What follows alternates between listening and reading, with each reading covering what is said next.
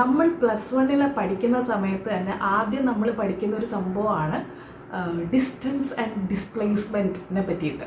അപ്പോൾ കുറച്ച് പേർക്കെങ്കിലും അറിയാം എന്താണ് ഡിസ്റ്റൻസ്, എന്താണ് ഡിസ്പ്ലേസ്മെൻറ്റ് എന്ന് കുറച്ച് പേർക്കെങ്കിലും അറിയാം. അപ്പോൾ അതെന്തിനാണ് ഞാനിവിടെ പറയുന്നതെന്ന് ചോദിച്ചു കഴിഞ്ഞാൽ, ഓക്കെ, മിസ്സ് പറയുന്നത് ചിലപ്പോൾ ഇനി പഠിക്കുന്ന കാര്യത്തിൽ അല്ലെങ്കിൽ നമുക്ക് കിട്ടാൻ പോകുന്ന റാങ്കിനെ നമുക്ക് ഡിസ്പ്ലേസ്മെൻറ്റ് വഴി നമുക്ക് ആ റാങ്കിലോട്ട് എത്താം, അതിനെ പറ്റിയിട്ടായിരിക്കും എന്ന് വിചാരിക്കുകയാണെങ്കിൽ അല്ല, അതിനെ പറ്റിയിട്ടല്ല ഞാൻ പറയാൻ പോകുന്നത്. നമ്മൾ പഠിക്കുന്ന ഇപ്പം സക്സസിൻ്റെ കാര്യം പറയുവാണെങ്കിൽ there is no shortcut. അവിടെ ഒരു ഡിസ്പ്ലേസ്മെൻറ്റ് ഇല്ല. എന്താണ് ഡിസ്പ്ലേസ്മെൻറ്റ്? അത് ഞാൻ പറഞ്ഞു തരേണ്ട കാര്യമില്ലല്ലോ. അതായത് ഇങ്ങനെ പോയി ഒരു പോയിന്റിൽ എത്തേണ്ടത് പകരം നമ്മൾ സ്ട്രെയിറ്റ് ആയിട്ട് പോയി നമ്മൾ ആ പോയിന്റിൽ എത്തുന്നു. അതായത് നമ്മളൊരു ഇടവഴി കയറി അവിടെ എത്തുന്നു എന്നുള്ളതാണ്. പക്ഷെ സക്സസ്സിന് ഒരിക്കലും ഒരു ഇടവഴികളില്ല. അതെന്ന് പറയുന്നത് സ്മാർട്ട് വർക്കും ഹാർഡ് വർക്കും നമ്മൾ കഷ്ടപ്പെട്ടിട്ടുള്ള നമ്മുടെ വേർപ്പിൻ്റെ ഉത്തരവാണ് നമ്മുടെ സക്സസ് എന്ന് പറയുന്നത്. അതിന് ഷോർട്ട് കട്ടുകളേ ഇല്ല. ഓക്കെ, അപ്പോൾ ഇവിടെ ഞാൻ എന്തിനീ കാര്യം പറയുന്നു എന്ന് വെച്ച് കഴിഞ്ഞാൽ, ഇപ്പോൾ ഈ ഒരു ടൈമിൽ നിങ്ങൾ ചിലപ്പോൾ ചിന്തിക്കുന്നുണ്ടായിരിക്കാം, ഞാൻ അവസാനത്തെ എക്സാമിന് ഇനി കുറച്ച് മാസമേ ഉള്ളൂ, അപ്പോൾ ഞാൻ ഇനി എത്ര കഷ്ടപ്പെട്ടാലും എനിക്കിനി കിട്ടാൻ ചാൻസ് ഇല്ല, ഞാൻ അവിടെ എത്താൻ എനിക്കിനി അത് അറിയത്തില്ല, എനിക്കിനി എത്തുമെന്ന് പോലും അറിയത്തില്ല, അത്രയും സംശയമായിട്ട് ഇരിക്കുകയാണ്, എനിക്ക് എന്ത് ചെയ്യണമെന്ന് അറിയത്തില്ല. അങ്ങനെയൊക്കെ ആർക്കെങ്കിലും ആ ഒരു തോന്നൽ വന്നിട്ടുണ്ടെങ്കിൽ അവർക്കൊരു ഡിസ്പ്ലേസ്മെൻറ്റ് ഞാൻ കൊടുക്കാൻ വേണ്ടിയിട്ടാണ് ഇന്നത്തെ വീഡിയോ. അപ്പോൾ എന്നെ അറിഞ്ഞുകൂടാത്തവരാരെങ്കിലും ഉണ്ടെങ്കിൽ, ഞാൻ doctor Gopika, your quarantine teacher. അപ്പോൾ ഇന്നത്തെ വീഡിയോ ഒരു ഡിസ്പ്ലേസ്മെൻറ്റിനെ കുറിച്ചിട്ടാണ്. ഓക്കെ, അപ്പോൾ ഇവിടെ ഞാനിന്ന് പറഞ്ഞു തരുന്നത് ബയോളജി സബ്ജക്റ്റിനെ പറ്റിയിട്ടാണ്. അപ്പോൾ ഞാനിത് പേഴ്സണലി അനലൈസ് ചെയ്തതിൻ്റെ ബേസിസിലാണ് ഈ ഒരു സാധനം ഞാൻ ഉണ്ടാക്കി വെച്ചിരിക്കുന്നത്. അപ്പോൾ ഇത് വേറൊന്നുമില്ല, നിങ്ങളിപ്പോൾ ആദ്യമായിട്ട് ബയോളജി സ്റ്റാർട്ട് ചെയ്യുവാണെങ്കിൽ എവിടെ നിന്ന് സ്റ്റാർട്ട് ചെയ്യണമെന്ന് നിങ്ങൾക്കൊരു കൺഫ്യൂഷൻ ഉണ്ടാകും. ഓക്കെ, അപ്പോൾ അത് എവിടെ നിന്ന് സ്റ്റാർട്ട് ചെയ്യണമെന്നാണ് ഞാൻ ഇന്ന് പറഞ്ഞു തരുന്നത്. ഏത് ഓർഡറിൽ പോകണമെന്നാണ് ഞാൻ പറഞ്ഞു തരുന്നത്. ഒന്ന്, നമ്മൾ പ്രീവിയസ് ഇയർ അനലൈസ് ചെയ്ത് നോക്കുവാണെങ്കിൽ, ഓക്കെ, ഞാൻ ഈ ടൈം ടേബിൾ പറയുന്നതിന് മുമ്പുള്ള കാര്യം ഞാൻ നിങ്ങൾക്ക് മനസ്സിലാക്കി തരികയാണ്. നിങ്ങൾ ഇതൊക്കെ സ്വന്തമായിട്ട് നിങ്ങൾ അനലൈസ് ചെയ്യേണ്ട ഒരു കാര്യമാണ്. പക്ഷെ നിങ്ങൾ ചുറ്റുമുള്ള ആൾക്കാർ പറഞ്ഞു തരുന്നത് എല്ലാം ശരിയല്ല എന്ന് നിങ്ങൾ മനസ്സിലാക്കാൻ വേണ്ടിയിട്ടാണ്. ഓക്കെ, നിങ്ങൾ ഇപ്പോൾ ഒരു ട്രാക്കിൽ കൂടെ പോയിക്കൊണ്ടിരിക്കുവാണെങ്കിൽ ആ ട്രാക്ക് തന്നെ കണ്ടിന്യൂ ചെയ്ത് പോകുക. ഓക്കെ, അതിന് വേറെ ഒഫൻസും കാര്യങ്ങളൊന്നും വിചാരിക്കേണ്ട കാര്യമില്ല. പക്ഷെ നിങ്ങൾ ചിന്തിക്കേണ്ട ഒരു കാര്യം, നിങ്ങൾ ഇൻ കേസ് ആരെങ്കിലും റോങ് ആയിട്ട് ചിന്തിച്ച് പോകുന്നുണ്ടെങ്കിൽ അവർക്ക് ഒന്ന് മനസ്സിലാക്കാൻ വേണ്ടിയിട്ട് എനിക്ക് ഫീൽ ചെയ്ത കാര്യമാണ് ഞാൻ പറഞ്ഞു തരുന്നത്. ഓക്കെ, ഈ ടൈം ടേബിൾ അല്ല, ഈ പഠിക്കേണ്ട ഓർഡർ ഞാൻ പറഞ്ഞു തരുന്നതിന് മുമ്പ് ഞാൻ അനലൈസ് ചെയ്തത് പ്രീവിയസ് ഇയർ ക്വസ്റ്റ്യൻസ് വെച്ചിട്ട് ഏതൊക്കെ ചാപ്റ്റേഴ്സിൽ നിന്നാണ് ഏറ്റവും കൂടുതൽ ചോദ്യങ്ങൾ വന്നിട്ടുള്ളതെന്നാണ്. അപ്പോൾ അങ്ങനെ നോക്കുമ്പോൾ കുറച്ച് ചാപ്റ്റേഴ്സുകളിൽ അവർ ഓരോ വർഷവും സ്ഥിരമായിട്ട് 4 to 5 ക്വസ്റ്റ്യൻസ് അവർ ചോദിക്കുന്നുണ്ട്. ഓക്കെ, അത് നിങ്ങൾക്ക് എല്ലാവർക്കും അറിയായിരിക്കും അത് ഏതൊക്കെയാണ് ആ ചാപ്റ്റർ എന്നുള്ളത്. പക്ഷേ ഞാനിവിടെ ഉദ്ദേശം എന്താണെന്ന് വെച്ചാൽ, ഇപ്പോൾ cell the unit of life എന്ന് പറയുന്ന ചാപ്റ്ററിൽ നിന്ന് 2 ക്വസ്റ്റ്യൻസ് വന്നിട്ടുണ്ടെങ്കിൽ അതിന് മുൻപത്തെ വർഷങ്ങളിൽ അതേ ചാപ്റ്ററിന് ചിലപ്പോൾ ഒരു ക്വസ്റ്റ്യനെ വന്നിട്ടുള്ളൂ. അപ്പോൾ ചില ചാപ്റ്റേഴ്സ് വരുമ്പോൾ 3-4 ക്വസ്റ്റ്യൻസ് വന്ന ഒരു 2021 ഇപ്പോൾ ഒരു ചാപ്റ്ററിൽ നിന്ന് 4 ക്വസ്റ്റ്യൻസ് വന്നിട്ടുണ്ടെങ്കിൽ 2023 വന്നപ്പോൾ അവിടുത്തെ ഒരു ക്വസ്റ്റ്യനെ വന്നിട്ടുള്ളൂ.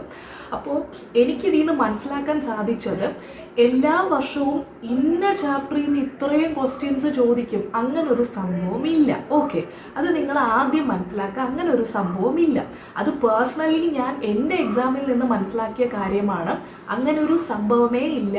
ഓക്കെ, അപ്പോൾ പക്ഷേ ചില ചാപ്റ്റേഴ്സുകൾ നിങ്ങൾക്ക് അകവും പുറവും അറിഞ്ഞിട്ട് പോകേണ്ട ചാപ്റ്റേഴ്സുകളുണ്ട്. അതിൽ നിന്ന് എങ്ങനെ വന്നാലും 4 ക്വസ്റ്റ്യൻസ് വരും എന്നുള്ള ചാപ്റ്റേഴ്സുകളും ഉണ്ട്. അപ്പോൾ ആ ചാപ്റ്റേഴ്സിൻ്റെ ലിസ്റ്റ് ഞാൻ തരാം. ഇത് ഞാൻ പേഴ്സണൽ അനലൈസ് ചെയ്ത് ഞാൻ പറഞ്ഞു തരുന്നതാണ്. ഇതിൽ വേറെ ആർക്ക് വേണോ എന്ത് വേണോ അവരുടെ അഭിപ്രായങ്ങൾ രേഖപ്പെടുത്താം, എനിക്കതിനൊരു കുഴപ്പമില്ല. ഞാനിത് പേഴ്സണലി അനലൈസ് ചെയ്തിട്ട് എനിക്ക് തോന്നിയ കാര്യമാണ് ഞാൻ നിങ്ങളുമായിട്ട് ഷെയർ ചെയ്യുന്നത്. ഓക്കെ, അപ്പോൾ ഇവിടെ നിങ്ങൾ ചെയ്യേണ്ട കാര്യം എന്താണെന്ന് വെച്ച് കഴിഞ്ഞാൽ, പ്രീവിയസ് ഇയേഴ്സിൻ്റെ ക്വസ്റ്റ്യൻസുകൾ എടുത്ത് നിങ്ങൾ ചെയ്യുന്നതിനോടൊപ്പം ഒരു തവണയും പ്രീവിയസ് ഇയർ ക്വസ്റ്റ്യൻസുകൾ റിപ്പീറ്റ് ചെയ്യപ്പെടുന്നില്ല. ചിലപ്പോൾ മേ ബി 1 or 2 റിപ്പീറ്റ് ചെയ്യപ്പെട്ടേക്കാം, പക്ഷേ എങ്കിലും റിപ്പീറ്റ് ചെയ്യപ്പെടുന്നില്ല.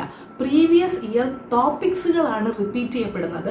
അതുകൊണ്ടാണ് നിങ്ങളെടുത്ത് എല്ലാ ഇൻസ്റ്റിറ്റ്യൂട്ട്സിലും പഠിപ്പിക്കുന്ന മെൻറ്റേഴ്സും അതുപോലെ തന്നെ ബാക്കിയുള്ള എല്ലാ നീറ്റ് മെൻറ്റേഴ്സും യൂട്യൂബർ മെൻറ്റേഴ്സും ഒക്കെ നിങ്ങളെടുത്ത് പറയുന്നത് പ്രീവിയസ് ഇയർ ക്വസ്റ്റ്യൻസ് ചെയ്യണമെന്നുള്ളതിൻ്റെ റീസൺ ഈ പ്രീവിയസ് ഇയർ ടോപ്പിക്സുകളായിട്ട് ചോദിക്കും. I mean previous year question വന്നിട്ടുള്ള ആ ടോപ്പിക്ക് പിന്നെയും റിപ്പീറ്റ് ചെയ്യപ്പെടാം, പക്ഷെ അത് വേറെ ക്വസ്റ്റ്യൻ ആയിട്ടായിരിക്കും റിപ്പീറ്റ് ചെയ്യപ്പെടുന്നത്.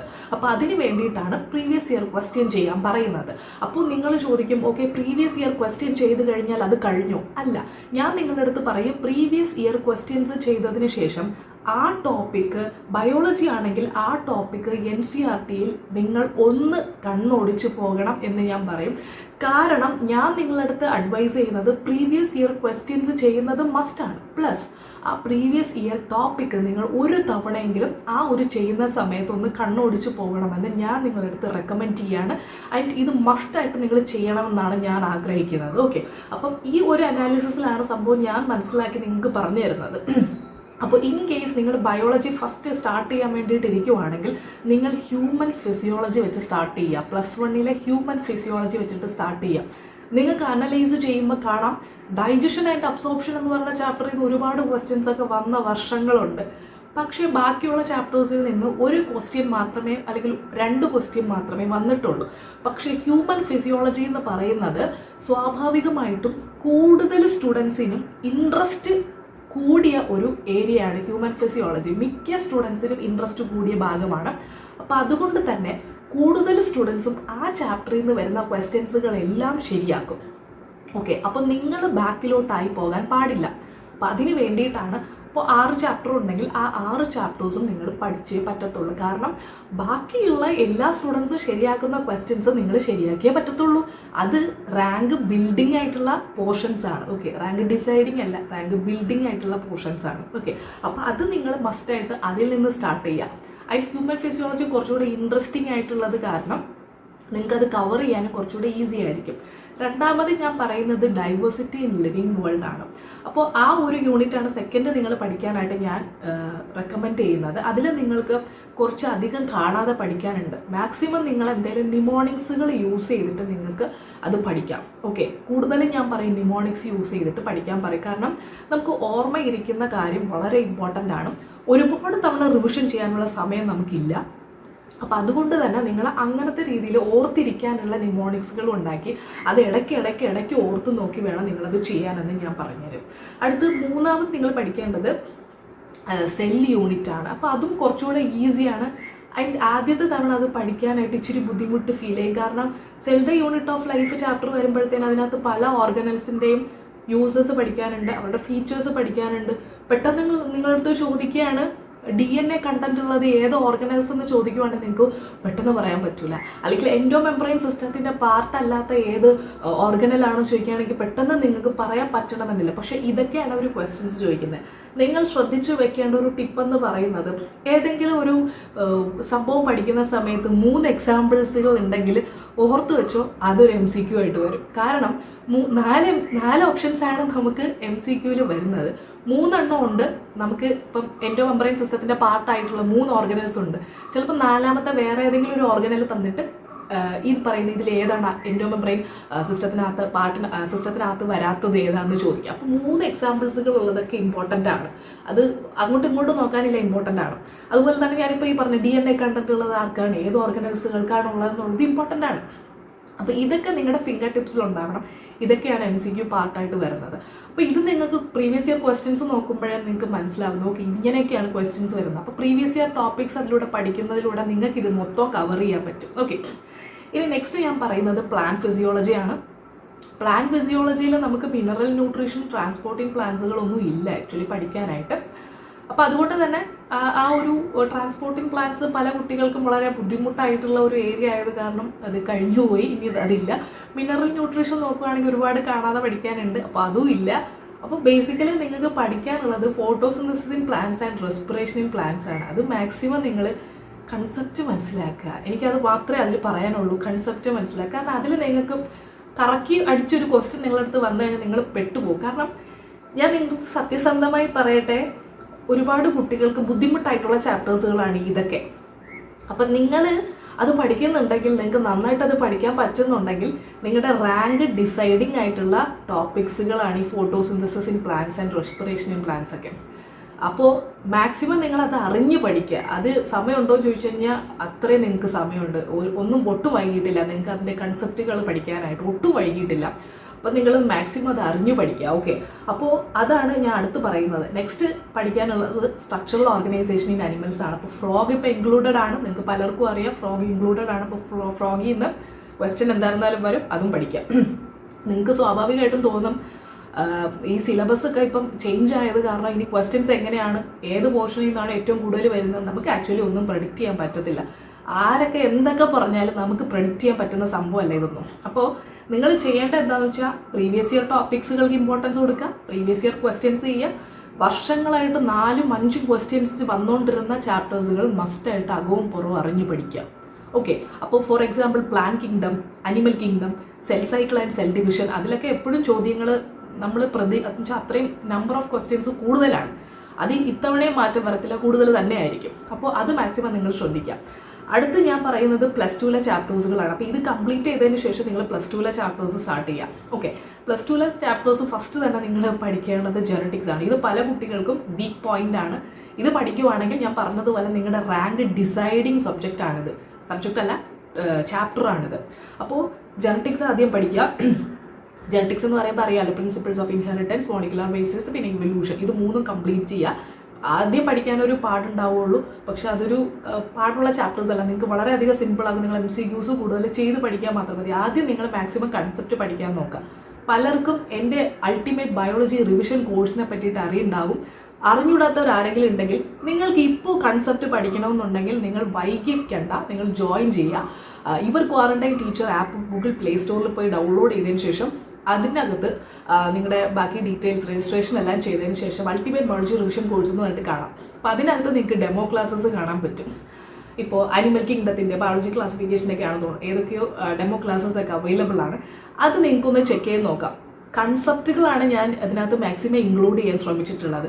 നിങ്ങൾക്ക് നിമോണിക്സുകൾ വെച്ചിട്ടും അതുപോലെ മറന്നു പോകുന്ന കാര്യങ്ങളൊക്കെ വെച്ചിട്ടും നമുക്ക് മാക്സിമം എങ്ങനെ ഓർത്തിരിക്കുക എന്നുള്ള ബേസിസിലാണ് ഞാൻ ക്ലാസ് എടുത്തിരിക്കുന്നത്. അപ്പോൾ നിങ്ങൾക്ക് ഇപ്പോൾ കൺസെപ്റ്റ് പഠിച്ചിട്ട് നിങ്ങൾക്ക് മുന്നേട്ട് വരണമെന്ന് ആഗ്രഹമുണ്ടെങ്കിൽ നിങ്ങൾ ഇപ്പോൾ തന്നെ അത് ഡൗൺലോഡ് ചെയ്ത് ജോയിൻ ചെയ്യാം. നമ്മുടെ അടുത്ത ബാച്ച് +1 സൈക്കിളിൻ്റെ ബാച്ച്, ഇപ്പോൾ നമ്മൾ ഓൾറെഡി സെക്കൻഡ് സൈക്കിൾ നടന്നുകൊണ്ടിരിക്കുകയാണ്, ഇപ്പോൾ കംപ്ലീറ്റ് ആകാറായി. നമ്മുടെ അടുത്ത സൈക്കിൾ സ്റ്റാർട്ട് ചെയ്യുന്നത് February 5 മുതലാണ്. അപ്പോൾ നമുക്കിപ്പോൾ ഓൾറെഡി 2 സൈക്കിളായിട്ട് തന്നെ 2 റിവിഷൻ കഴിഞ്ഞ ബാച്ച് ഇപ്പോൾ നമുക്കുണ്ട്. ഓക്കെ, അപ്പോൾ അതിൻ്റെ കൂട്ടത്തിൽ നിങ്ങളുടെ ഫസ്റ്റ് റിവിഷൻ ഇപ്പോൾ നിങ്ങൾക്ക് സ്റ്റാർട്ട് ചെയ്യണമെന്നുണ്ടെങ്കിൽ നിങ്ങളിപ്പോൾ ജോയിൻ ചെയ്യുകയാണെങ്കിൽ നിങ്ങൾക്ക് എക്സാമിന് മുൻപ് 2 റിവിഷൻ പ്ലാൻ കംപ്ലീറ്റ് ചെയ്യാൻ പറ്റും. ഞാനിത് നിങ്ങൾക്ക് തോന്നും അയ്യോ ഇതൊക്കെ എങ്ങനെ നടക്കുന്നതാണ്, മിസ് ചുമ്മാ വന്നിട്ട് പുലിപ്പിച്ച് പറയുന്നതാണെന്ന് തോന്നുവാണെങ്കിൽ അങ്ങനെ ഒന്നുമല്ല. നിങ്ങൾക്ക് കൺസെപ്റ്റ് പഠിക്കണം, നിങ്ങൾക്ക് MCQs ചെയ്യണം, നിങ്ങളുടെ റാങ്ക് ഡിസൈഡിങ് ആയിട്ടുള്ള ടോപ്പിക്സുകൾ പഠിക്കണമെന്നുണ്ടെങ്കിൽ, കൺസെപ്റ്റ് അറിഞ്ഞ് പഠിക്കണമെന്നുണ്ടെങ്കിൽ നിങ്ങൾ അങ്ങോട്ടും ഇങ്ങോട്ടും നോക്കേണ്ട ആവശ്യമില്ല. മറ്റേ ആളുണ്ടോ, ഈ ആളുണ്ടോ, അല്ലെങ്കിൽ അത് യൂസ്ഫുൾ ആകും, യൂസ്ഫുൾ അല്ലേ എന്നൊന്ന് നിങ്ങൾ സ്വന്തമായിട്ട് അനലൈസ് ചെയ്തതിന് ശേഷം നിങ്ങൾക്ക് താല്പര്യമുണ്ടോ ജോയിൻ ചെയ്യുക. ഓക്കെ എന്ന് പറയുമ്പോൾ നമുക്ക് ചില കുട്ടികൾക്ക് ചിലപ്പോൾ ഞാൻ പറയണം മനസ്സിലാകണമെന്നില്ല, എന്നാൽ ചില കുട്ടികൾക്ക് ഞാൻ പറയുന്നത് വളരെ നന്നായിട്ട് മനസ്സിലാകും. അപ്പോൾ അതിന് വേണ്ടിയിട്ട് തന്നെയാണ് ഡെമോ ക്ലാസ് അവൈലബിൾ ആക്കി കൊടുത്തിരിക്കുന്നത്. നിങ്ങൾക്ക് അത് മനസ്സിലാകുന്നുണ്ടെങ്കിൽ, നിങ്ങൾക്ക് ഞാൻ പറയുന്നത് നിങ്ങൾക്ക് മനസ്സിലാകുന്നുണ്ടെങ്കിൽ പിന്നെ നിങ്ങളൊന്നും നോക്കേണ്ട കാര്യമില്ല, നിങ്ങൾക്ക് MCQസും ചെയ്യാൻ പറ്റിയിരിക്കും. ഓക്കെ, അപ്പോൾ നമുക്ക് ഓൾറെഡി ഓൺഗോയിങ് ആയിട്ട് ഇപ്പോൾ 2 റിവിഷൻ സൈക്കിൾ, ഇപ്പോൾ 2ാമത്തെ റിവിഷൻ സൈക്കിൾ കംപ്ലീറ്റ് ചെയ്യാണ്. നിങ്ങളിപ്പോൾ അടുത്ത ബാച്ചിന് വേണ്ടിയിട്ട് ജോയിൻ ചെയ്യുവാണെങ്കിൽ നിങ്ങൾക്ക് ആ സൈക്കിളിൻ്റെ കൂട്ടത്തിൽ ജോയിൻ ചെയ്യാം. പ്ലസ് നമ്മുടെ അടുത്ത 2 സൈക്കിളൂടെ നിങ്ങൾക്ക് കംപ്ലീറ്റ് ചെയ്യാൻ പറ്റും. നിങ്ങളുടെ ബയോളജി NCERT നിങ്ങളുടെ കയ്യിലിരിക്കും. ഓക്കെ, അപ്പോൾ അതിന് ജെനറ്റിക്സിൻ്റെ കാര്യം പറഞ്ഞുകൊണ്ടാണ് ഞാനിപ്പോൾ ഇത് പറഞ്ഞത്. പിന്നെ അപ്പോൾ ഞാൻ ഈ ഒരു ടൈം ടേബിൾ നിങ്ങൾക്ക് തന്നു എന്ന് വിചാരിച്ചിട്ട് ഈ ടൈം ടേബിൾ ഞാൻ നിങ്ങൾക്ക് തന്നത് നമ്മുടെ കോഴ്സിൻ്റെ ബേസിസിലല്ല, അല്ലാതെ നിങ്ങൾക്ക് പഠിക്കാൻ എന്തെങ്കിലും ഏത് ചാപ്റ്റർ പഠിക്കണമെന്നൊരു ഐഡിയ ഇല്ലാതെ ഇരിക്കുവാണെങ്കിൽ ഇത് ചെയ്യാൻ വേണ്ടിയിട്ടാണ് ഞാൻ തന്നത്. നമ്മുടെ അൾട്ടിമേറ്റ് ബയോളജി റിവിഷൻ കോഴ്സിൽ ഓൾറെഡി ഒരു ടൈം ടേബിൾ ഉണ്ട്. നമുക്ക് ഏതൊക്കെ ചാപ്റ്റേഴ്സുകൾ എന്നൊക്കെ കംപ്ലീറ്റ് ചെയ്യുമെന്നുള്ളൊരു ഓൾറെഡി ദിവസത്തേക്ക് ഒരു ടൈം ടേബിൾ ഉണ്ട്. ഓരോ ദിവസം ഏതൊക്കെ ചാപ്റ്റേഴ്സുകളാണ്, അതിൽ റീകോൾ ഡേയ്സ് ഉണ്ട്, റിവിഷൻ ഡേയ്സ് ഉണ്ട്, എക്സാം ഡേയ്സ് ഉണ്ട്, അങ്ങനെയൊക്കെ പോലത്തേക്ക് ഉണ്ട്. അപ്പോൾ ആ ഒരു കോഴ്സിൽ ജോയിൻ ചെയ്യുകയാണെങ്കിൽ നിങ്ങൾക്ക് ആ ടൈം ടേബിൾ ഫോളോ ചെയ്യാം. ഞാൻ ടെലഗ്രാമിൽ ആ ടൈം ടേബിൾ അപ്ഡേറ്റ് ചെയ്യുന്നുണ്ട്. ഇത് അല്ലാതെ കോഴ്സിൽ ജോയിൻ ചെയ്യാൻ നിങ്ങൾക്ക് ഇപ്പോൾ എങ്ങനെ സ്റ്റാർട്ട് ചെയ്യണമെന്ന് ചിന്തിക്കുന്നവർക്ക് വേണ്ടിയിട്ടുള്ളതാണ് ഈ ഒരു ചാപ്റ്റേഴ്സുകൾ ഞാൻ പറഞ്ഞു തരുന്നത്. ഓക്കെ, അപ്പോൾ അത് ക്ലിയർ ആണെന്ന് ഞാൻ വിചാരിക്കട്ടെ. അടുത്ത് നിങ്ങൾ ജനറ്റിക്സ് പഠിച്ചു കഴിഞ്ഞതിന് ശേഷം നിങ്ങൾ റീപ്രൊഡക്ഷൻ പഠിക്കുന്നതായിരിക്കും ബെറ്റർ. ഓക്കെ, റീപ്രൊഡക്ഷൻ എന്ന് പറയുമ്പോൾ സെക്ഷൽ റീപ്രൊഡക്ഷൻ, ഫ്ലവറിംഗ് പ്ലാന്റ്സിൻ്റെ ഹ്യൂമൻ റീപ്രൊഡക്ഷൻ, റീപ്രൊഡക്റ്റീവ് ഹെൽത്ത്, മസ്റ്റായിട്ട് ഇതിൽ നിന്നൊരു 4-5 ക്വസ്റ്റ്യൻ എന്തായിരുന്നാലും കാണും. ഓക്കെ, അതിന് അങ്ങോട്ടും ഇങ്ങോട്ടും ഇല്ല, 5 ക്വസ്റ്റ്യൻ കാണും. ഇത്തവണ നോക്കിക്കോ എക്സാമിന് 5 ക്വസ്റ്റ്യനെങ്കിലും കാണും. അത് കഴിഞ്ഞിട്ട് നിങ്ങൾ പഠിക്കേണ്ടത് human health and disease and microbes in human welfare. എങ്ങനെ വന്നാലും അങ്ങോട്ടും ഇങ്ങോട്ടും മടക്കിയിട്ട് നോക്കിയാലും 3 ക്വസ്റ്റ്യൻസ് ഇതിൽ നിന്ന് കാണും. ഓക്കെ, അപ്പോൾ ഇത് നിങ്ങൾ പഠിക്കണം. അത് കഴിഞ്ഞിട്ട് ബയോടെക്, എക്കോളജി പറയുമ്പോഴത്തേനും ഓർഗാനിസം ഇൻ പോപ്പുലേഷൻ, അത് മസ്റ്റായിട്ട് നിങ്ങൾ വേറെ ഒന്നും പഠിച്ചില്ലെങ്കിലും അത് പഠിച്ചിട്ട് പോകണം. ഓക്കെ, ആൻഡ് എക്കോസിസ്റ്റത്തിനകത്താണെന്ന് തോന്നുന്നു നമ്മുടെ എക്സിറ്റു ആൻഡ് ഇൻസിറ്റു കൺസർവേഷൻ വരുന്നത്. അതും മസ്റ്റായിട്ട് പഠിച്ചിട്ട് പോകണം. അതിലൊന്നും അങ്ങോട്ടും ഇങ്ങോട്ടും അതൊക്കെയാണ് നമ്മുടെ എക്സാമിന് നമ്മളെ കുഴപ്പിക്കുന്ന ക്വസ്റ്റ്യൻസ്. ആ കുഴപ്പിക്കുന്ന ക്വസ്റ്റ്യൻസ് ലാക്ക് ഓഫ് റിവിഷൻ കാരണം ഒരുപാട് കുട്ടികൾക്ക് ആ ഒരു സമയത്തായിരിക്കും അയ്യോ ഏതായിരുന്നു എൻ്റെ ആൻസർ എന്നുള്ള കൺഫ്യൂഷൻ ആകുന്നത്. അപ്പം നിങ്ങൾക്ക് ഇവിടെ ഒരു കൺഫ്യൂഷൻ വരാൻ പാടില്ല. ഓക്കെ, അപ്പോൾ ഇത് നിങ്ങളുടെ ഫിംഗർ ടിപ്സിലിരിക്കണം. ഓക്കെ, അതിന് വേണ്ടിയിട്ടാണ് ഞാൻ ഈ ചാപ്റ്റേഴ്സുകൾ ഇങ്ങനെ തന്നെ പഠിക്കണമെന്ന് പറഞ്ഞു തരുന്നത്. അപ്പോൾ ഇത് ഇപ്പം നിങ്ങളിങ്ങനെ പഠിക്കുവാണെങ്കിൽ നിങ്ങൾക്ക് ഇത് റിവിഷൻ ചെയ്യാനുള്ള ഒരു സമയം കൂടെ ഉണ്ട്. അപ്പം മാക്സിമം എല്ലാവരും ഈ ഒരു രീതിയിൽ പഠിക്കാൻ ശ്രമിക്കുക. ആൻഡ് കൺസെപ്റ്റ് പഠിക്കണമെന്ന് ആഗ്രഹമുള്ളവർ ഒട്ടും നോക്കേണ്ട, കൺസെപ്റ്റ് അറിഞ്ഞു പഠിക്കാനുള്ളൊരു സമയം നിങ്ങൾക്കുണ്ട്. ആൻഡ് എൻ്റെ ഹെൽപ്പ് നിങ്ങൾക്ക് ആഗ്രഹമുണ്ടെങ്കിൽ ഒട്ടും പഠിക്കേണ്ട, അൾട്ടിമേറ്റ് ബയോളജി റിവിഷൻ കോഴ്സിൽ ജോയിൻ ചെയ്യാം. നിങ്ങൾക്ക് ഇപ്പോൾ ഒരു വണ്ടർ ചെയ്യുന്നുണ്ടായിരിക്കും. കാരണം എനിക്ക് ഒരുപാട് സ്റ്റുഡൻസും ഉണ്ട്, അയ്യോ മിസ് എങ്ങനെയാണ് ഈ 1 അവർ അല്ലെങ്കിൽ 2 അവർ ക്ലാസ്സിൽ എങ്ങനെയാണ് ഇത്രയും കൺസെപ്റ്റ് പഠിപ്പിക്കുന്നതെന്ന് പല കുട്ടികൾക്കും വളരെ ക്വസ്റ്റ്യൻ മാർക്കോട് കൂടെയാണ് ജോയിൻ ചെയ്തവർ. ആൻഡ് ഇപ്പോൾ അവർക്ക് തന്നെ മനസ്സിലായി ഇതെങ്ങനെയാണ് വരുന്നത്, ഇതെങ്ങനെയാണ് നടക്കുന്നത് എന്നുള്ളത് അവർക്ക് തന്നെ മനസ്സിലായി. അപ്പം നിങ്ങൾക്ക് തന്നെ നോക്കാം, അത് ചെക്ക് ചെയ്ത് നോക്കാം, ആപ്പിൽ കയറി ഒന്ന് നോക്കാം എങ്ങനെയാണ് നമ്മുടെ ക്ലാസ്സസ് ഒക്കെ പോകുന്നതെന്നുള്ളത്. അപ്പോൾ അതിനനുസരിച്ച് നിങ്ങൾക്ക് കൺസെപ്റ്റ് പഠിക്കണമെന്നുണ്ടെങ്കിൽ ഒട്ടും നോക്കണ്ട, ക്ലാസ്സിൽ ജോയിൻ ചെയ്യുക. ആൻഡ് നിങ്ങൾക്ക് ഒരു ടൈം ടേബിൾ വേണമെന്നുണ്ടെങ്കിൽ ഇപ്പോൾ ഞാൻ ഈ പറഞ്ഞ ഓർഡറിൽ തന്നെ നിങ്ങൾ ഈ ടൈം ടേബിൾ ഫോളോ ചെയ്യുക. And thank you so much for watching this video. By.